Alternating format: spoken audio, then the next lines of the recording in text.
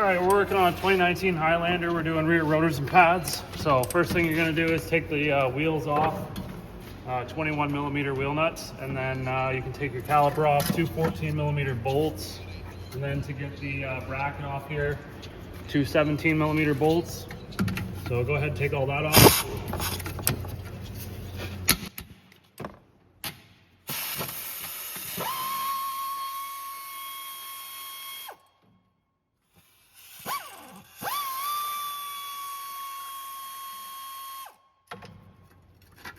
And then once you get that off, we're going to back our emergency brake shoes off. So there's this little rubber plug that we need to take out. I'm just going to use a set of needle nose pliers. We'll pull this out, and then we can go to the star adjuster that's inside to back the shoes off to help this come off. Sometimes if it's worn enough, you'll be able to get this right off.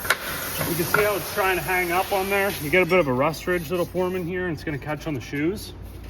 But underneath of here, there's a star adjuster. So you'd normally just pop this plug out from the outside, right? And then you can get in with a flathead screwdriver and back that adjuster down to let the shoes compress to clear any rust ridge that forms on the inside. This is gonna help you get the disc off much nicer. Okay, we're gonna be doing rear calipers and rotors from Auto Shack. And then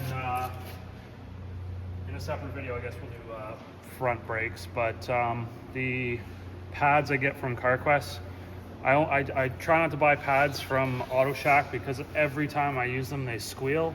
Doesn't matter what selection I make from whatever they sell, all their pads in my opinion are garbage. So but their rotors and their calipers and all their other stuff is really good. So if you're gonna do this and buy Auto Shack stuff, perfect. The price is completely right, but their pads are garbage, just a forewarning. So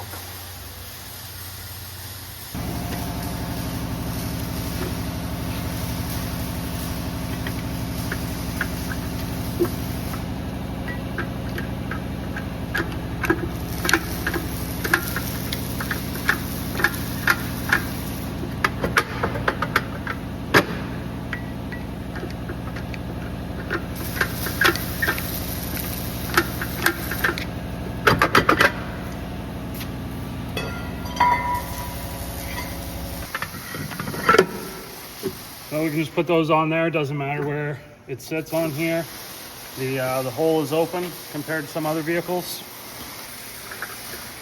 All right, so now we're gonna just set the emergency brake shoe depth. So all we gotta do is just tighten the shoes, and we just do that until it touches. So there's our star adjuster. You can see going this way will engage the shoes, and going the opposite way or down with the screwdriver will back the shoes off. So all I'm going to do is just get this on here. We're going to tighten it up until it completely stops, and then once we do that, we're going to back it off just a couple clicks, just enough so it's almost dragging but not quite.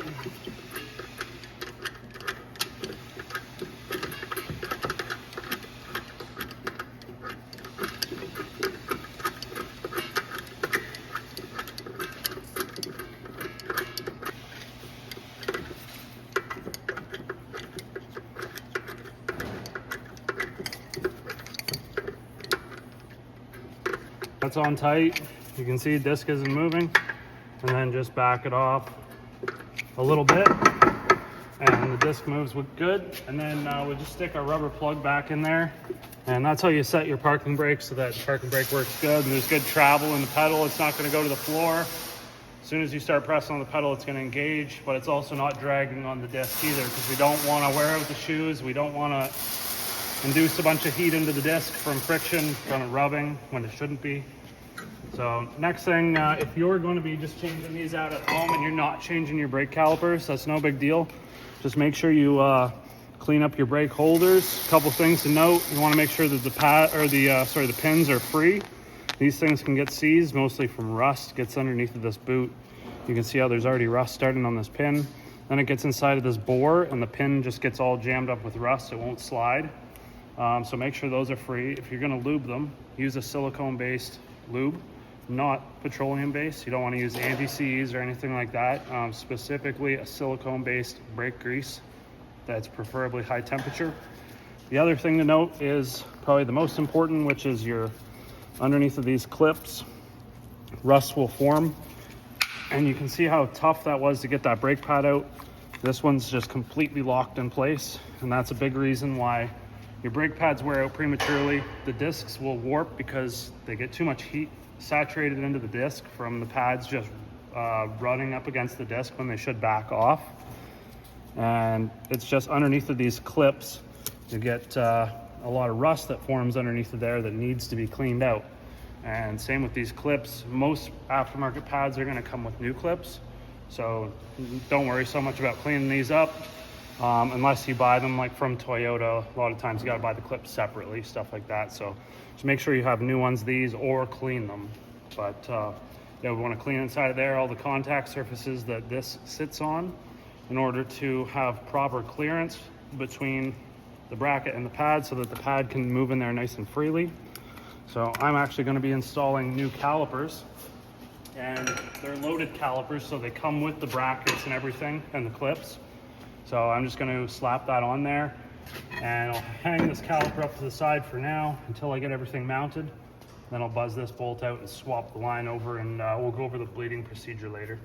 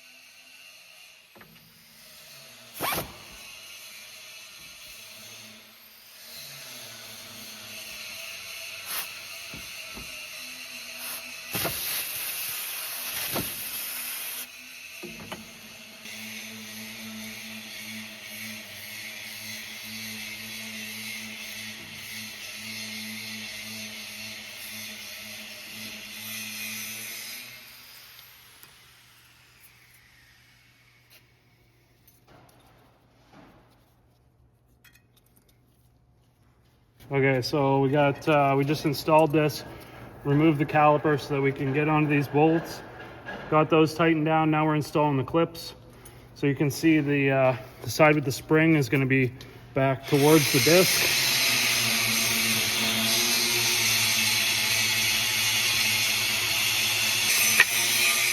Okay, so we just put those on.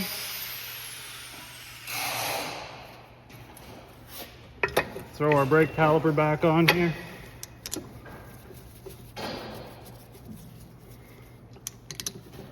Get these bolts tightened down. All right, I'm tightening these slider pin bolts down. They're a 14 millimeter pin, 14 millimeter head.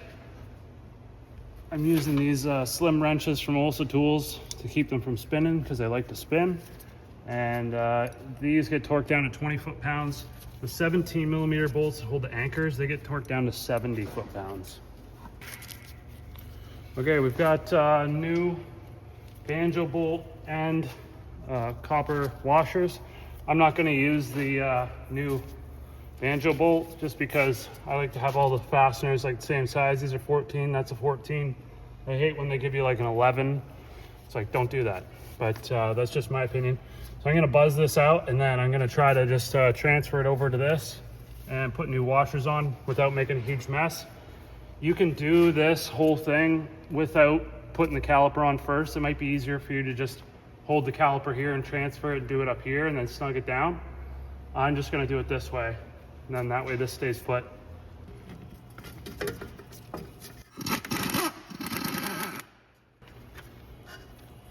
Okay, I'm just going to set this caliper over here. Now it's super important that we use these new washers. This one's got It's like a one piece, it does both sides. And we'll just set that aside, throw it in the garbage later. It's very important that we replace these because they crush when you tighten them down, and that's how they seal. They're a copper washer that crushes when you tighten them down. Now, the spec for this banjo bolt is 16 foot-pounds. So I'm just gonna get this started here.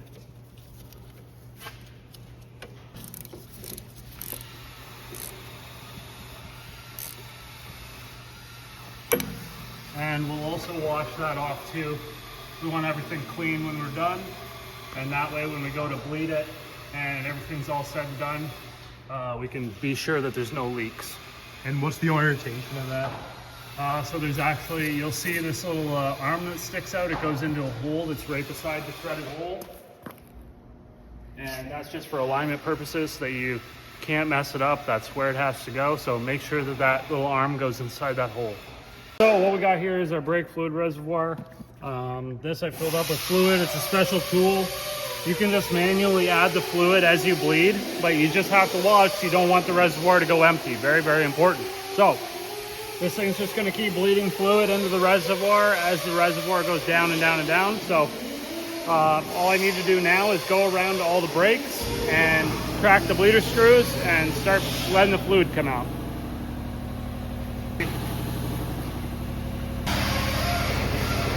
All right, so I just opened that bleeder screw up. This one happened to be an 8mm.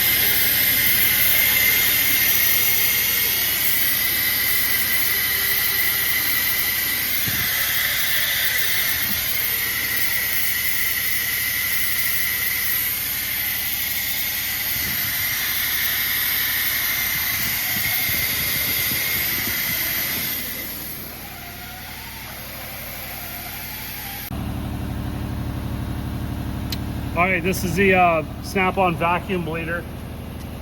Completely optional if you want to buy one of these. You don't have to get the snap-on one, but a vacuum bleeder. And it just hooks up the shop air, basically pulls a vacuum to suck the fluid out instead of just gravity bleeding, which would look like this, where you just open the bleeder screw up and then it just gravity bleeds out. You can see it dripping there. That's what I want. I want to get the brake fluid pulled into the caliper, fill the caliper up and let it start dripping out. And then once I do that to every brake, then I can go in and pump the brake pedal a bunch of times, and I'll come back out and open the bleeder screws up, let it gravity bleed a little bit more, close all of them, go back in, pump the brake pedal up. I'll do that a couple times, like 5 or 6 times, and then close the bleeder screws, clean everything, and check the brakes, make sure that everything feels good. We can take it for a drive after that.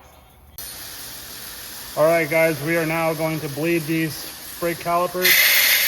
I'm using a vacuum bleeder. Now, I'll probably just use the other video, I guess, for the... So yeah, we got fluid that's working its way down right now through the system. You can see we're pulling fluid right now. And that's pretty much what I want to get to, is just opening the bleeder. And once I see fluid coming out, that means that the brake caliper is pretty much full of fluid. There might be some residual air that's left in the brake caliper, but we're going to get that out after. I just wanted to get that initial amount of air out by filling up the brake caliper, by sucking it all out. So now that we're at this point, I'm just going to disconnect. We'll wait till this starts dripping out a little bit, and then I'll close it off, go do the other side.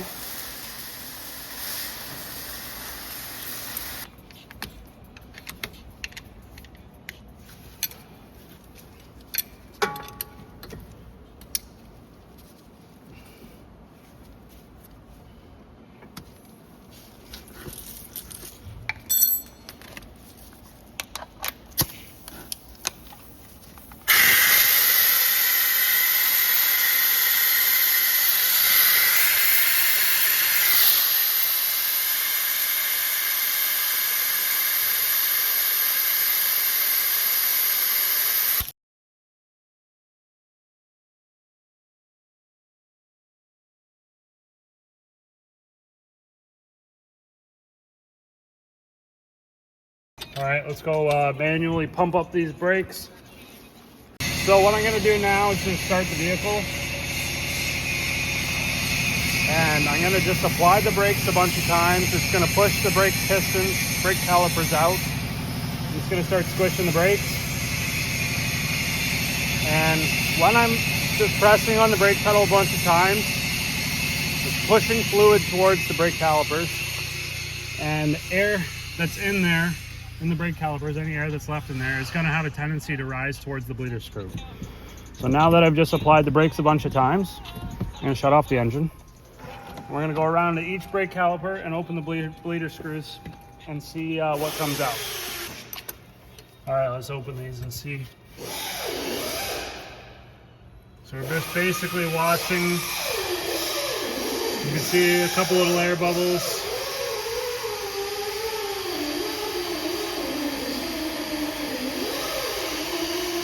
And we'll close that off.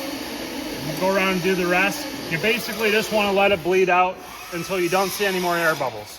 But always keep an eye on your reservoir, because if it drops down too low and the reservoir goes empty, then you got to start all over and fill the reservoir back up and go around, bleed all the brakes, because air can get into the system. So number one priority, keep the reservoir full.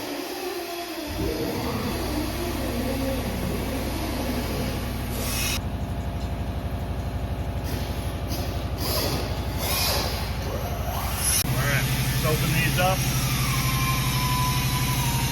We're just looking for any air coming out. I don't see any air bubbles. Looking good.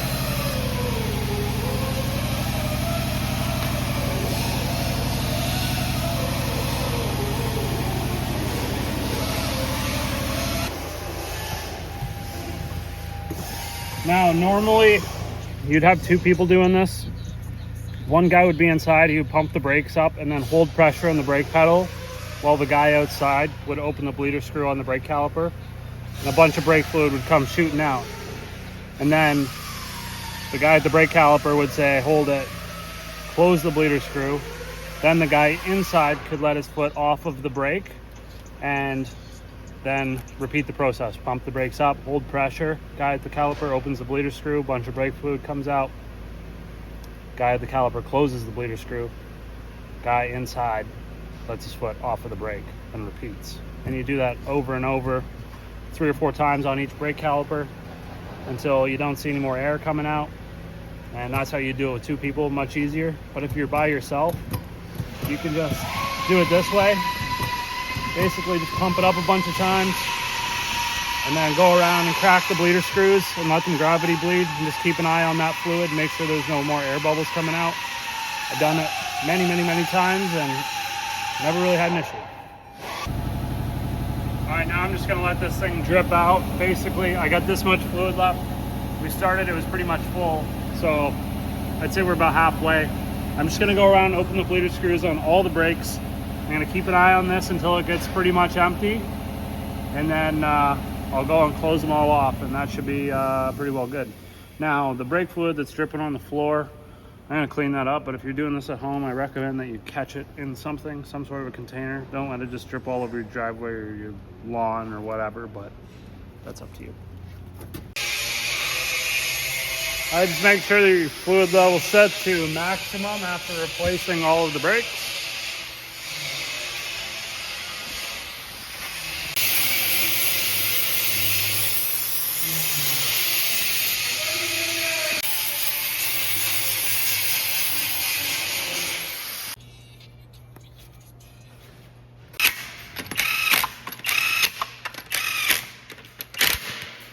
All right, so you're just basically going to get the wheels on there once we get everything finished up, and tighten those down in a 5-star pattern to 100 foot-pounds. The spec from Toyota is 76 foot-pounds, but I like to put them to 100 myself. Been doing it for a long time, never had a problem. So once you get it done, just the brakes should be pumped up, but make sure that you pump up the brakes before you decide to either drive forwards or reverse, and make sure the brake pedal feels all right. With the vehicle running, it should be somewhat stiff, I guess.